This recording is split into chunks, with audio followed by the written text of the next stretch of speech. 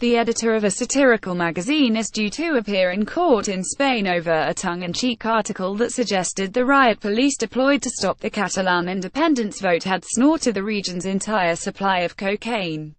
On the 5th of October, 4 days after the Catalan government's unilateral independence referendum was marred by police violence, El Jueves published a story entitled "The Continuing Presence of Riot Police Exhausts Catalonia's Cocaine Reserves. Colombian cartels have warned they can't keep up with such high demand."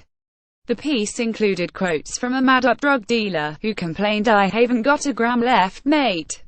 No speed either. They've had it all. And you can't sell this lot any old shit. They're professional junkies." It also said officers billeted on the famous Tweety Pie ferry, a ship featuring a painting of the cartoon character that was used to house the police, were appealing for grateful Spaniards to send them cocaine rather than ham, and reported that Spain's interior minister was worrying that police might turn to MDMA instead. "How are we going to maintain order if some officers are more interested in stroking their own boss?" Martinez Vela sketches a cartoon for El Jueves.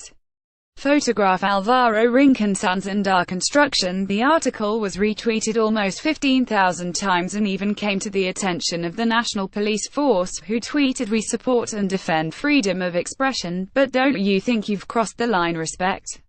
However, 5 Spanish police unions argue the piece was disrespectful, dangerous and possibly defamatory, and have filed a complaint with prosecutors. Legal proceedings have been initiated and Guillermo Martinez Vela, the editor of El Jueves, summoned to appear in court on Wednesday in Barcelona to respond to the allegations. Martinez Vela said part of the problem was that the article had been retweeted so much that it had reached those who were not accustomed to El Jueves' strident brand of humor. It seems that those who were most shocked were a bunch of police unions, who pushed for a complaint to be filed, and then one was, he told The Guardian. "We've been doing this for more than 40 years at El Jueves. We mix humor with current events and everything we do is fiction. We take elements of the news to make up funny fiction. Our readers get that completely. But it seems that someone got offended in this case.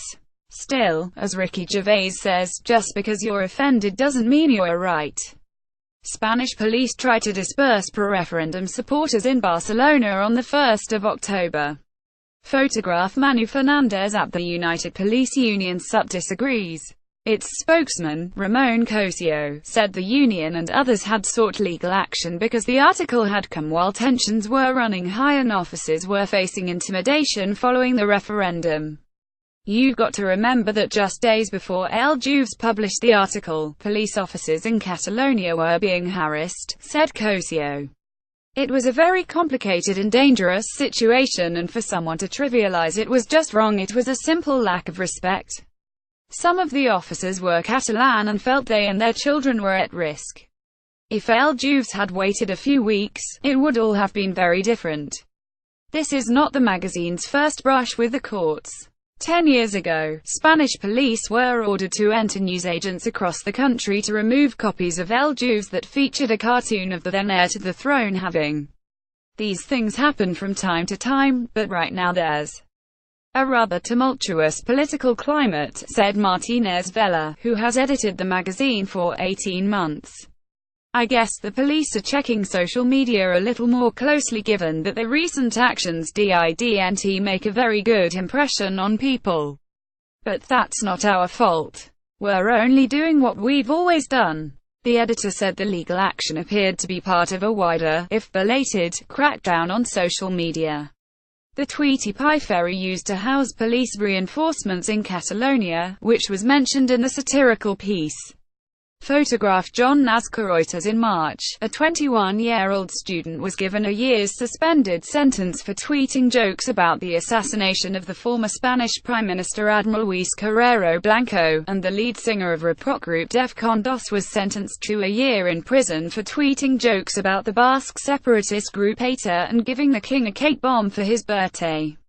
Human rights groups and the UN have criticized the Spanish government's controversial gag law, arguing that it represents a threat to the rights of freedom of assembly and expression.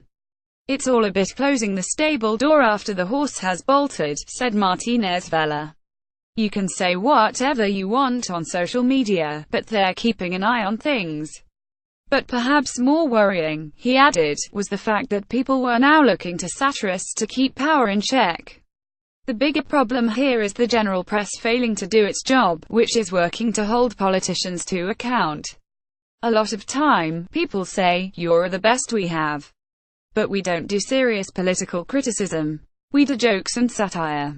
Maybe in times like these, satire is more useful than political criticisms from a media that is very controlled and close to power. Humor gives us a freedom that other media don't have.